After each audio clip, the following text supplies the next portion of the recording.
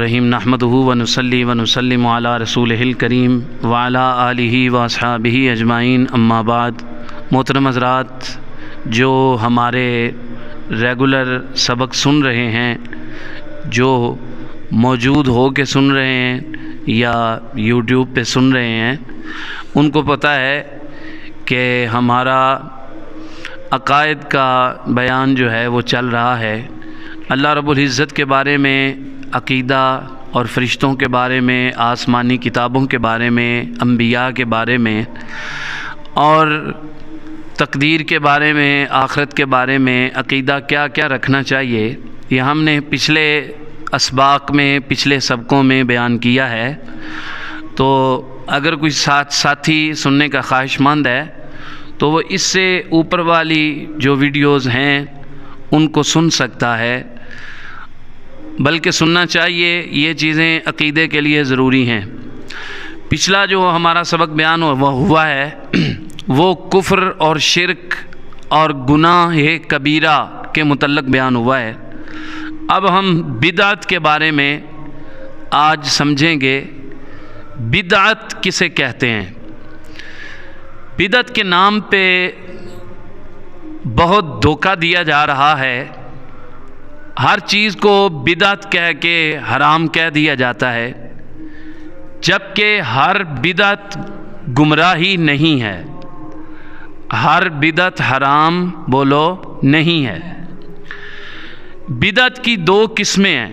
سب سے پہلے بدعت کی ڈیفینیشن سمجھیں، بدعت کا تعارف سمجھیں۔ بدعت کسے کہتے ہیں؟ نئی چیز ایجاد کرنا، نئے سرے سے کوئی کام کرنا، اس کو بدعت کہتے ہیں۔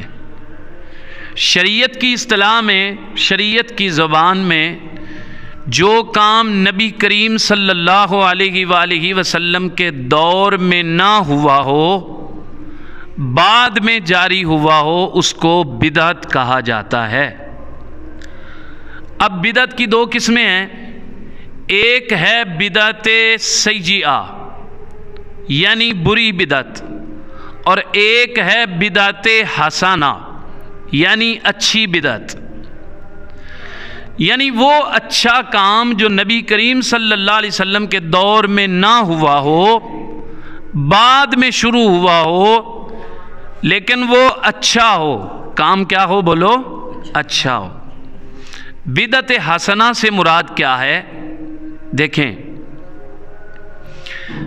ایسا نیا کام جس کی اصل قرآن سے بھی نہ ٹکراتی ہو، نبی پاک صلی اللہ علیہ وآلہ وسلم کی حدیث سے بھی نہ ٹکراتی ہو، اس کو بدعت حسنہ کہتے ہیں۔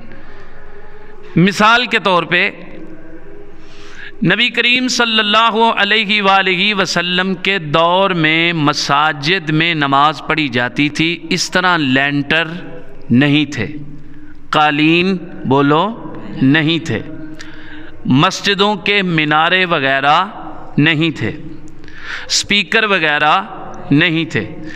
اب یہ حضور کے دور میں نہیں تھے تو اس دور میں ہیں، تو کیا یہ بدعت ہوئی؟ جی ہاں، بدعت تو ہوئی، لیکن کیا یہ ناجائز ہے؟ نہیں۔ کیا یہ حرام ہے؟ نہیں۔ ہر بدعت گناہ نہیں ہے، ہر بدعت ناجائز و حرام نہیں ہے، اس لیے یہ بھی ناجائز و حرام نہیں ہے۔ کیوں؟ کہ یہ دین کے خلاف نہیں ہے۔ مسجدیں پکی بنانا دین کے خلاف نہیں ہے، مساجد میں قالین بچھانا دین کے خلاف نہیں ہے، اس لیے یہ گناہ نہیں ہے۔ تو بدعت حسنہ کی پھر ایک اور قسم ہے بدعت واجبہ۔ قرآن و حدیث کو سمجھنے کے لیے عربی گرامر کا پڑھنا، صرف کا پڑھنا، نحو کا پڑھنا، یا بد مذہبوں کے لیے بد مذہبوں کی باتوں کو رد کرنے کے لیے لٹریچر پڑھنا، فلسفہ پڑھنا، حکمت پڑھنا، یہ ساری چیزیں کیا ہیں؟ بدعت حسنہ کی قسم ہے، بدعت واجبہ۔ اچھا، جو بدعت بری ہے اس کی مثال آپ کو دیتا ہوں، جو نبی کریم صلی اللہ علیہ وسلم کے دور میں بھی نہیں تھا، لہٰذا اب بھی ہو تو وہ ناجائز ہوگا، حرام ہوگا، گناہ ہوگا۔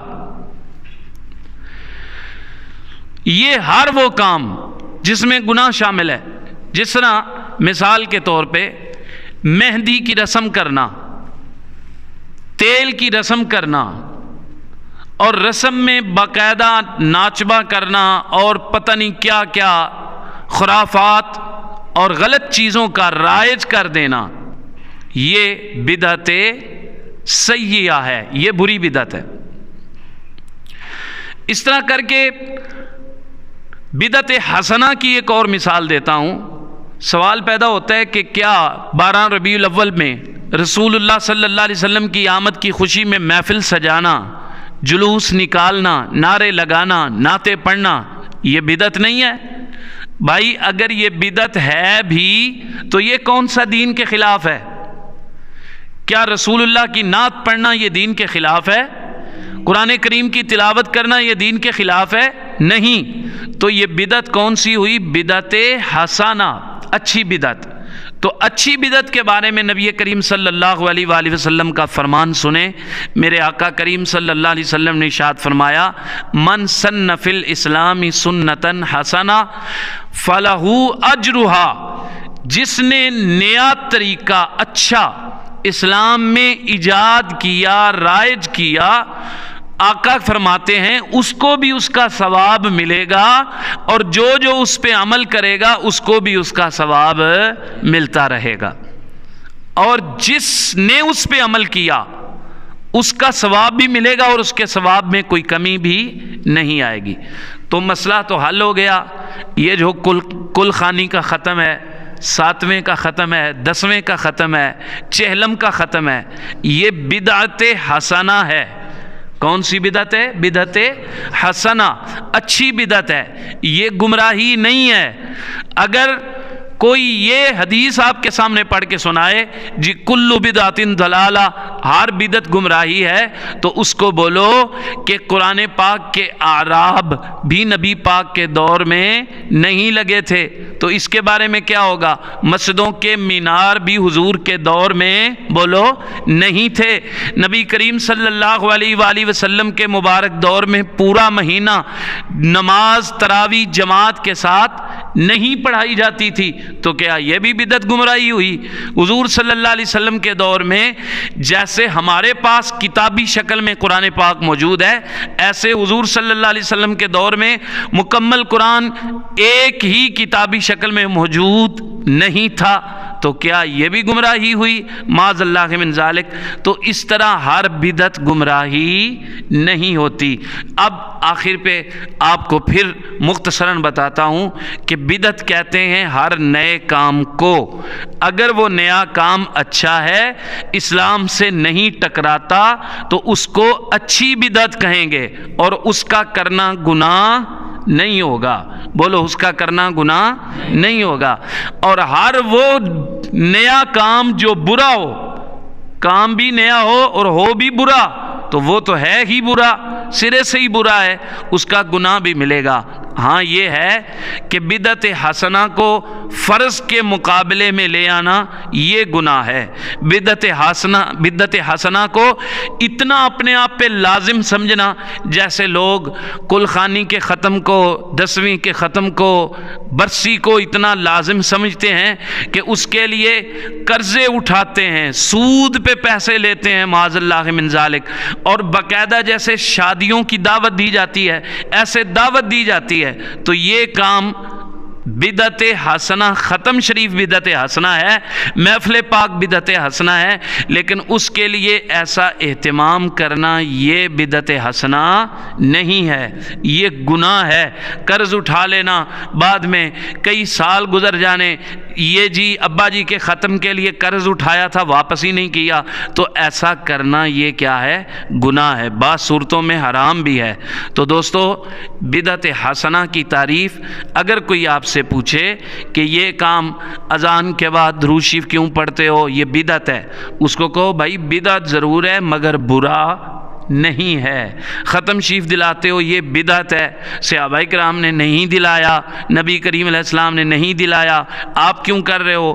تو اس کو سیدھا سا جواب دو، بھائی ہر وہ کام جو نبی کریم علیہ السلام نے نہ کیا ہو وہ برا نہیں ہوتا۔ اگر وہ کام اچھا ہے، اس کی اصل اچھی ہے، تو اس کو برا نہیں کہا جائے گا۔ وہ نیا کام ضرور ہے مگر اپنی اچھائی کے اعتبار سے اچھا ہے۔ تو یہ تھا بدعت کے متعلق جو میں نے آپ سے عرض کیا۔ ہاں ایک تیسری قسم اور بھی ہے جس کو بدعت مباح کہتے ہیں، جو کرنے پہ نہ تو کوئی گناہ ملتا ہے نہ کوئی ثواب ملتا ہے، وہ بھی بدعت ہے۔ مثال کے طور پہ نبی کریم صلی اللہ علیہ وسلم کے دور میں گھوڑوں پہ، خچروں پہ، گدھوں پہ، اونٹوں پہ سواریاں ہوتی تھی۔ اب ریل گاڑی، گاڑی، جہاز، اب اس پہ سفر کرنا، حج کے لیے جانا بدعت تو ہوا لیکن گناہ بولو نہیں ہوا۔ اب امید کرتا ہوں کہ آپ کو یہ سارا مسئلہ سمجھ میں آ گیا ہوگا۔ انشاءاللہ العزیز آگے بھی ہمارے جو اسباق آئیں گے، آگے اعمال کے حوالے سے بیان ہوگا، غسل کیا ہے، وضو کیا ہے، استنجا کیا ہے، اور جو ضروری مسائل ہیں ان کے بارے میں انشاءاللہ العزیز ہمارے آئندہ اسباق، آئندہ جو دروس ہوں گے، سبق ہوں گے، وہ حضرات ضرور سنیں۔ اس کے لیے دوسروں کو بھی مشورہ دیں، خود بھی چینل سبسکرائب کریں، لائک کریں، شیئر کریں۔ اللہ کریم ہم سب کو دینی درس زیادہ سے زیادہ سننے کی، سمجھنے کی، عمل کرنے کی اور دوسروں تک پہنچانے کی بھی توفیق عطا فرمائے۔ پچھلے عقائد کے بارے میں جو درس ہیں ان کو ضرور سنیے گا۔ اللہ کریم ہم سب کو عمل کی توفیق عطا فرمائے۔ وما علیہ الا البلاغ۔